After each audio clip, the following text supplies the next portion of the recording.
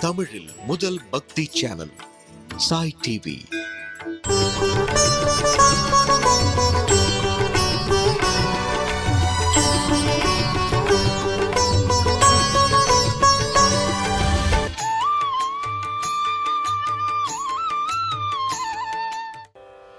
எல்லே இளங்கிளியே இன்னம் உறங்குதியோ, எல்லே இளங்கிளியே இன்னம் உறங்குதியோ, சில்லென்றழையேன் மின் நங்கை மீர் போதற்கின்றேன், வள்ளை உன் கட்டுரைகள் பண்டே உன் வாயறிதும், வள்ளீர்கள் நீங்களே நானே தானாயிடுக, ஒல்லை நீ போத்தாய் உனக்கென்ன வேறுடை, எல்லாரும் போந்தாரோ போந்தார் போந்து எண்ணிக்கொள், வள்ளானை கொன்றானை மாற்றாரை மாற்றழிக்க, வள்ளானை மாயனை பாடேலோரும் பாவாய். சாய் டிவி நேயர்கள் அனைவருக்கும் மார்கழி மாத இனிய காலை வணக்கங்கள். ஆண்டாள் திருவடிகளே சரணம். கலியுகத்துல பூமாதேவியோட அவதாரமாக வந்த கோதைக்கு தான் துவாபர யுகத்துல பிறந்திருக்க கூடாதான்னு ஒரு ஆசை, ஏக்கம். எதுக்காக? துவாபர யுகத்துல பிறந்திருந்தா கண்ணனோட நேரடியாக விளையாடி இருக்கலாமே, கண்ணன் புரியும் லீலைகள் அத்தனையும் கண்டு கழிச்சிருக்கலாமே, அந்த கிருஷ்ணானுபவத்தை அனுபவிச்சு மகிழ்ந்திருக்கலாமேன்னு அவளுக்கு ஒரு ஆசை. அதனால என்ன, கலியுகமாக இருந்தாலும் நான் அந்த துவாபர யுகத்துக்கு போக போறேன், என்ன ஒரு ஆயர்குல இளையர் பெண்ணாக பாவித்து கிருஷ்ணரை நோக்கி நோன்பு நோக்க போறேன். நான் மட்டும் இல்ல, என்னோட சேர்ந்து நீங்க எல்லாரும் நோன்பு நோக்க போறேன்னு ஒவ்வொரு தோழியாக எழுப்பறா ஆண்டாள். இன்றைக்கு 15வது பாசுரம் எல்லே இளங்கிளியே. இதுல 10வது தோழியை எழுப்புறா. முதல்ல பாசுரத்தை வாசிக்க கத்துண்டு அதுக்கப்புறமாக வியாக்கியானத்தை அனுபவிக்கலாம். எல்லே இளங்கிளியே இன்னம் உறங்குதியோ, எல்லே இளங்கிளியே இன்னம் உறங்குதியோ, சில்லென்றழையேன் மின் நங்கை மீர் போதற்கின்றேன், சில்லென்றழையேன் மின் நங்கை மீர் போதற்கின்றேன்,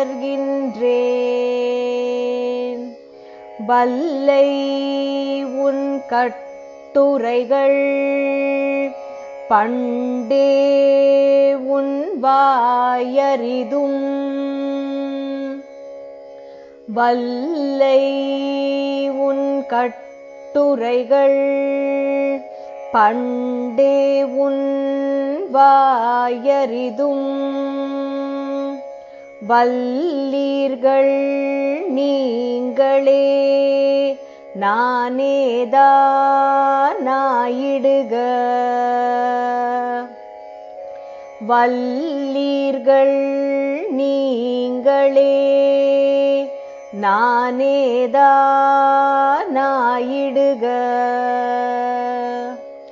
ஒல்லை நீ போதாய் உனக்கென்ன வேறுடையை, ஒல்லை நீ போதாய் உனக்கென்ன வேறுடையை எல்லாரும் போந்தாரோ போந்தார் போந்தெண்ணிக்கொள் எல்லாரும் போந்தாரோ போந்தார் போந்தெண்ணிக்கொள் வல்லானை கொன்றானை மாற்றாரை மாற்றழிக்க வல்லானை கொன்றானை மாற்றாரை மாற்றழிக்க வல்லானை மாயனை பாடேலோரெம்பாவாய்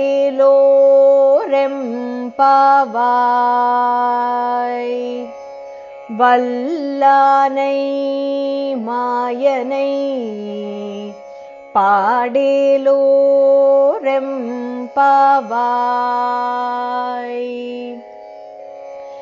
எல்லே இளங்கிளியே இன்னம் உறங்குதியோ சில்லென்றழையேன் மின் நங்கை மீர் போதற்கின்றேன் வல்லை உன் கட்டுரைகள் பண்டே உன் வாயறிதும் வல்லீர்கள் நீங்களே நானேதானாயிடுக ஒல்லை நீ போதாய் உனக்கென்ன வேறுடையை எல்லாரும் போந்தாரோ போந்தார் போந்தெண்ணிக்கொள் வல்லானை கொன்றானை மாற்றாரை மாற்றழிக்க வல்லானை மாயனை பாடேலோரெம்பாவாய்.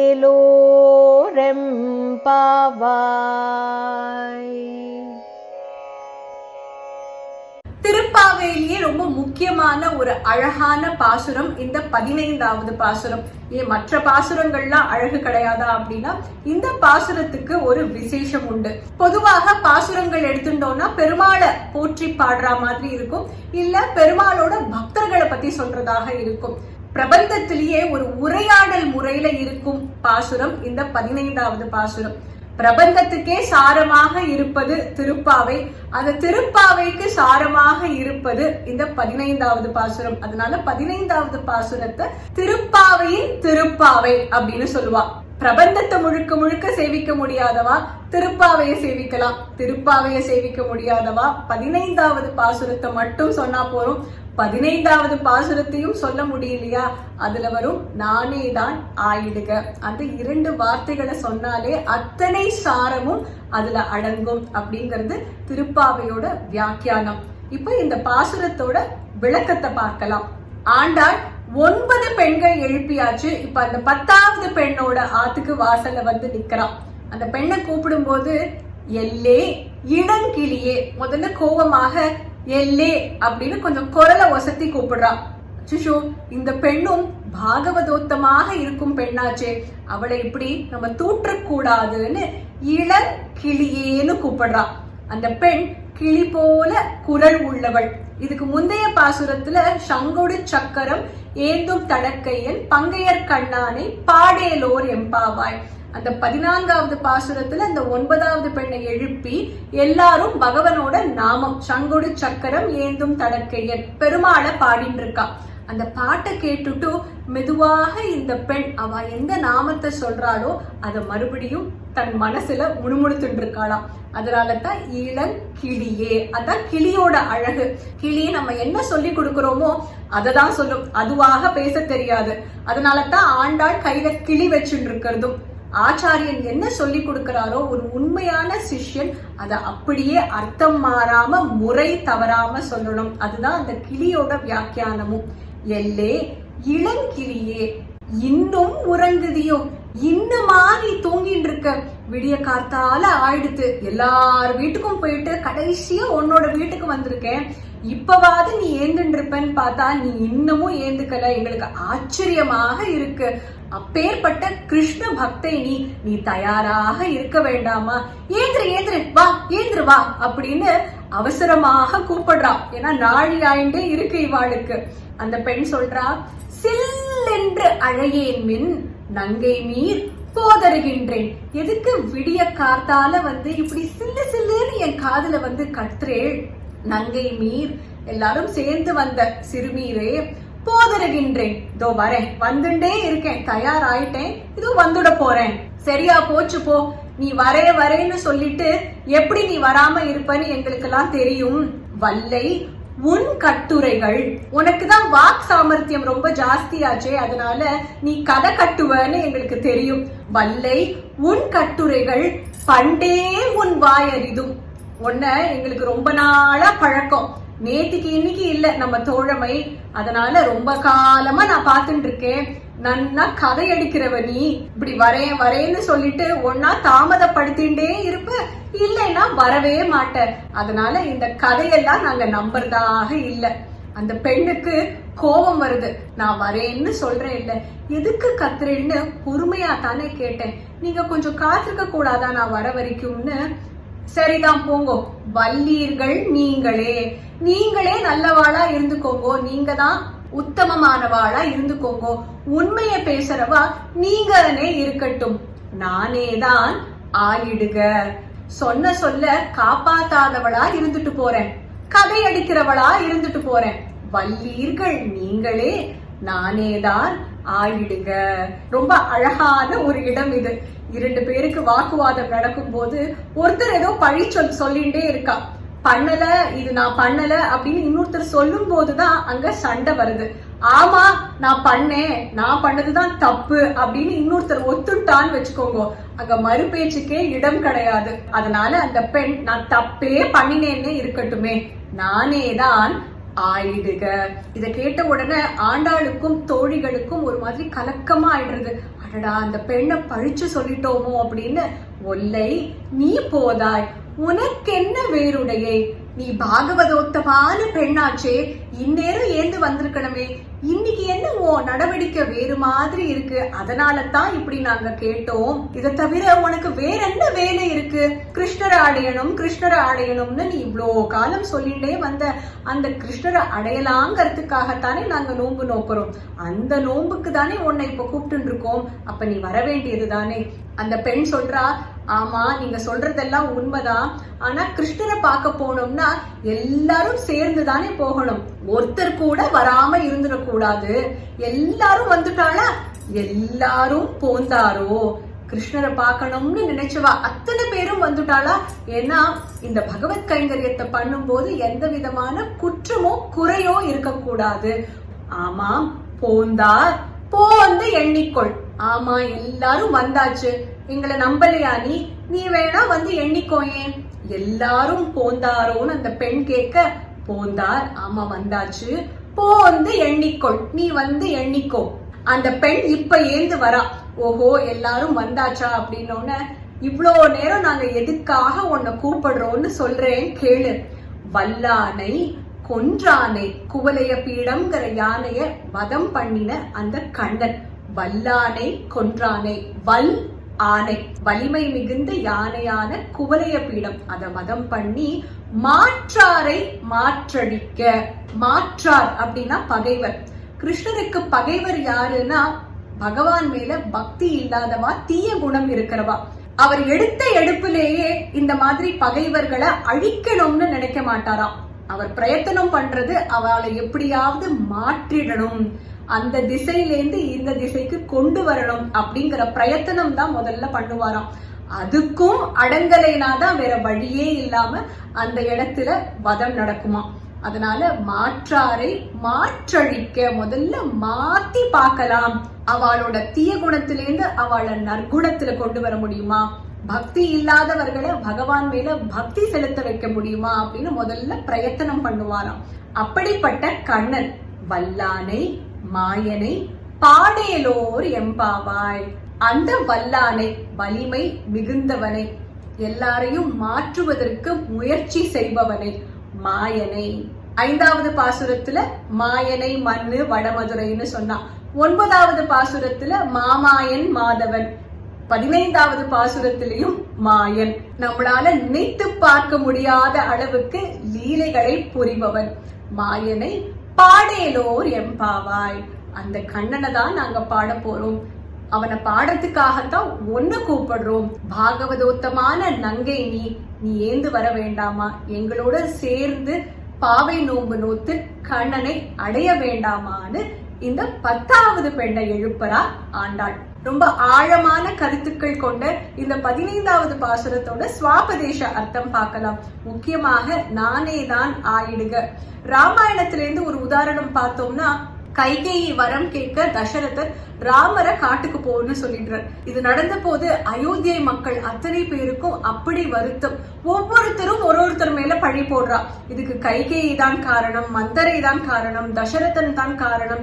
ஏன் சில பேர் ராமரை கூட பழிச்சு சொன்னாலாம். ஏன் ராமர் சொல்லிருக்கலாமே, நான் இப்படி காட்டுக்கு போனா அந்த பழி பரதன் மேலதானே விழும், அதுக்காகவாது நான் போக மாட்டேன்னு சொல்லிருக்கலாமேன்னு இப்படி ஒவ்வொருத்தரும் பழிச்சு சொல்லும் போது அந்த இடத்துல பரதன் சொன்னானா, இது எதுக்குமே யாரும் காரணம் கிடையாது, முழுக்க முழுக்க இதுக்கு பரதன்கிறவன் மட்டும்தான் பொறுப்பு. பரதன்னு ஒருத்தன் இல்லைன்னா கைகேயி கேட்டிருக்க மாட்டாளே, அதனால இதுக்கு முழுக்க முழுக்க நான் தான் பொறுப்பு அப்படின்னு பரதன் ஏத்துண்டானாம். பக்தி மார்க்கத்திலேயே இது ரொம்ப முக்கியமான விஷயமாக சொல்லுவா. நம்ம ஏதாவது தப்பு பண்ணியிருந்தோம்னா அந்த தப்பை ஏத்துட்டு அந்த தப்புக்கு மன்னிப்பு கேட்கணும். தப்பு பண்ணலைனாலும் தப்பு பண்ணிட்டோம்னு யாராவது சொன்னா அதை ஏத்துக்கிற மனப்பான்மை வேணும். அதுதான் நானே தான் ஆயிடுக. இது முதல் சுவாபதேச அர்த்தம். 2வதாக இந்த பாசுரம் பாகவதோத்தமர்களை புகழும் பாசுரம். திருப்பாவையில 29வது பாசுரம் பகவத் பெருமையை சொல்லும் பாசுரம். இந்த பாசுரம் 15வது பாசுரம் பாகவதர்கள் பெருமையை சொல்லும் பாசுரம். இது 2வது சுவாபதேச அர்த்தம். 3வதாக இந்த பாகவதோத்தமர்களுக்கு எந்த மாதிரியான குணாதிசயம் இருக்கணும் அப்படிங்கறத ஆண்டாள் ஒவ்வொரு வார்த்தை வழியாக கொண்டு வரா. எல்லே இளங்கிளியேன்னு சொல்லும் போது இனிமையான பேச்சு இருக்கணும். இன்னும் உறங்குதியோ, பக்தர்கள் எல்லாம் சேர்ந்து ஒரு காரியம் பண்ணும் போது நீ மட்டும் தனியா என்ன பண்ணிட்டு இருக்க, பக்தர்கள் எல்லாம் ஏதாவது பண்ணினா அவளோட சேர்ந்து நம்ம பண்ணணும். பூவுடன் சேர்ந்த நாரும் மணக்கும் அப்படிங்கிற மாதிரி. சில் என்று அழையேன் மீன், கோபமாக பேசக்கூடாது.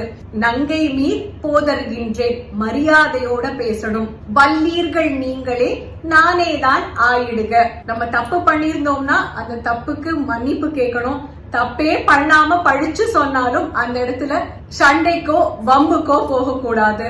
ஒல்லை நீ போதாய் உனக்கென்ன வேறுடையாய். வேதத்தின்படி சாஸ்திரத்தின்படி பெரியவர்கள்லாம் என்ன சொல்லிருக்காளோ செய்யாதன செய்யோம், என்னெல்லாம் செய்யக்கூடாதுன்னு சொல்லிருக்காளோ அதை செய்ய மாட்டோம், செய்யணும்னு சொல்லிருக்கிறத செய்வோம். வல்லானை பாடேலோர் எம்பாவாய், பெருமாளை பாடணும். அதுதான் பக்தர்களோட குணாதிசயங்கள். இந்த குணாதிசயம் ஒவ்வொன்றையும் இந்த வார்த்தைகள்ல அழகாக வெளிக்கொண்டிருந்திருக்கா ஆண்டாள். இந்த பாசுரத்தோட முக்கியமான சுவாபதேச அர்த்தம் பகவத் தாசியமும் முக்கியம், பாகவத தாசியமும் முக்கியம். பகவானையும் பாடணும், பாகவதர்களையும் பாடணும். பகவத்கீதையில நிறைய இடங்கள்ல சரணாகதி தத்துவம் ராகத்வேஷம் இல்லாம இருக்கிறது, விருப்பு வெறுப்பு. உண்மையான பக்திக்கு அது எவ்வளவு முக்கியம்னு கிருஷ்ண பரமாத்மா நிறைய இடங்கள்ல சொல்லியிருக்கார். அதுல ஒரு உதாரணத்தை இப்ப பார்க்கலாம். பகவத்கீதை 12வது அத்தியாயம் பக்தி யோகம் 18-19 இந்த ஸ்லோகங்களை பார்க்கலாம். சமசத்ரௌ ச மித்ரே ச ததா மானாபமானயோஹ ஷீதோஷ்ண சுக துக்கேஷு சமசங்க விவர்ஜிதஹ துல்ய நிந்தா ஸ்துதிர் மௌனி சந்துஷ்டோ ஏன கேனசித் அனிகேத ஸ்திரமதிஹி பக்திமான் மே பிரியோ நரஹ. இந்த ஸ்லோகத்துல கிருஷ்ணர் உண்மையான பக்தி இருந்ததுன்னா சமநிலை தானாக வரும், அதாவது வேறுபாடு இல்லாம இருக்கும் ஒரு தன்மை. உதாரணமாக நண்பன் பகைவன், இன்பம் துன்பம், மானம் அவமானம், வெப்பம் குளிர், இந்த மாதிரி பாகுபாடு இல்லாம வாழ்க்கையை நடத்த முடியும். யாரால அப்படின்னா உண்மையான பக்தனால மட்டும்தான் முடியும்னு சொல்ற. இந்த 15வது பாசுரத்தோட முக்கியமான கருத்தே அதுதான். முழுமையாக சரணாகதி அடைந்து பகவானிடத்துல பக்தி செலுத்தி எந்த விதமான ராகத்வேஷம் இல்லாம அந்த பக்தி இருக்கணும். அதுதான் உத்தமமான பாகவதோத்தமர்களுக்கு அழகு. இந்த கருத்துக்கு உதாரணமாக தான் பகவத்கீதையிலிருந்து இப்ப பார்த்த 2 ஸ்லோகங்கள். ஆண்டாள் எழுப்பும் ஒவ்வொரு பெண்ணும் ஒவ்வொரு ஆழ்வார் அப்படின்னு பார்த்துட்டு வரும். ஆழ்வார் திருப்பள்ளி எழுச்சியில 9 ஆழ்வார்கள் எழுப்பியாச்சு. பெருமாளுக்கு மங்களாசாசனம் பண்ணியவா. இன்றைக்கு 10வது ஆழ்வாராக ஆண்டாள் எழுப்புவது திருமங்கை ஆழ்வார்.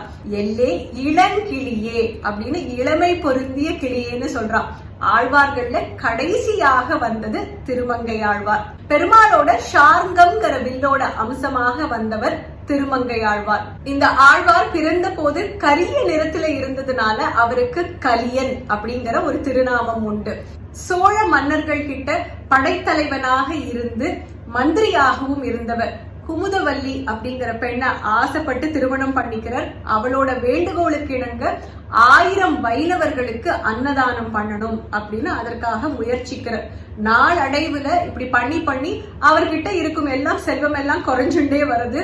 இதுக்கு மேல பண்ணவே முடியாதுங்கிற சூழ்நிலையில திருட ஆரம்பிக்கிறார். இப்படி திருடனாக இருந்த போது திருமணம் முடித்த ஒரு மணப்பெண்ணும் மாப்பிள்ளையும் கல்யாண கூட்டத்தோட வரா. அவ கிட்ட இருக்கிற நகையெல்லாம் பறிச்சு விட்டு அந்த மாப்பிள்ளையோட கால்ல இருக்கும் அணிகலனை கயட்ட முயற்சி பண்ற.